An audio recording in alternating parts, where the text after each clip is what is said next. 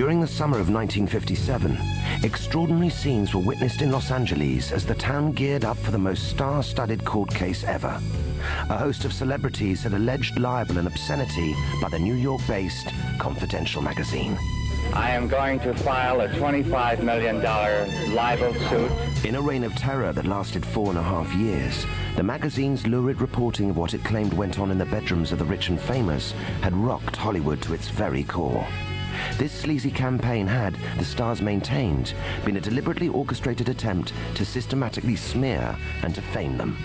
But the stars were about to kick back. I hope this investigation really puts these magazines out of business.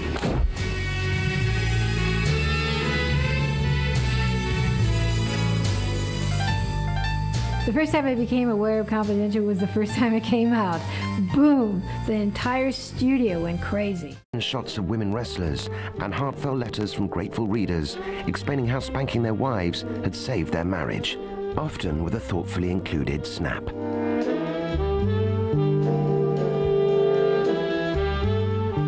It was between the covers of these magazines that Harrison launched the careers of legendary pin-up Betty Page and future B-movie queen Jeanne Carmen. I modeled for one of his magazines, a pin-up, the one with the high heels. They had to hold me up until they could prop me up against a wall.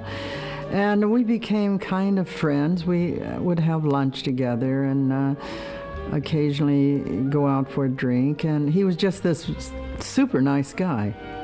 They weren't masterpieces of literature or photography, but they did appeal to the guy at home, you know, and of course, the Army, the armed services. They just ate that whole business up.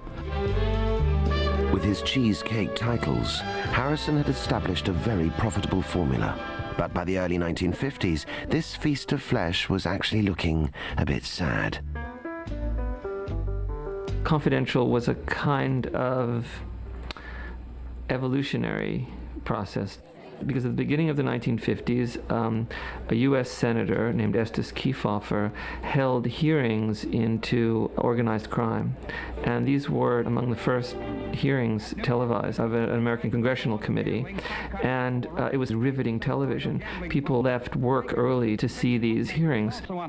Talk about high and low culture. You had these gangsters with these fanciful names, you know, Lucky Luciano, Vincent the Chin. Also, Virginia Hill, Bugsy Siegel's Mall or Paramore testified at one of these hearings, and people were riveted.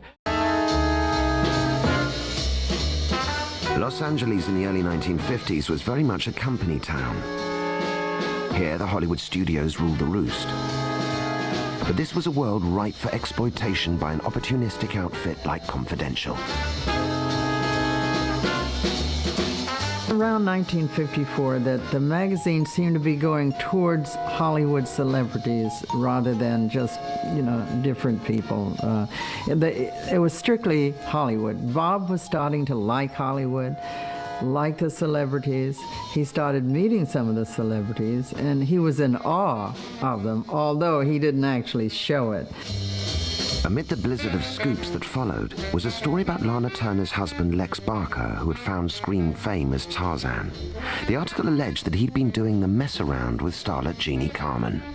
I stayed at his place, and we drank and we had fun, and he would hold me up and walk around with me because he was Tarzan, right? And he would buy me jewelry and clothes, and he was wonderful, actually. Unfortunately for Lex, when Lana Turner saw the article, she filed for divorce. I remember Humphrey Bogart came out with a quote about Confidential magazine. He said, yeah, everybody reads the damn thing, but they all say the cook brought it in. And he's the one, I think, that called Harrison the king of sleaze. At the time, the former truck driver from Illinois was one of the biggest stars in the world, and yet it was an open secret in Hollywood that rock was gay. We would meet him at parties. He was a beautiful man. And we'd walk up, hi, Rock, and we'd keep walking because we knew we weren't going to get anywhere with him. Confidential brought reality to people that thought Hollywood stars were untouchable.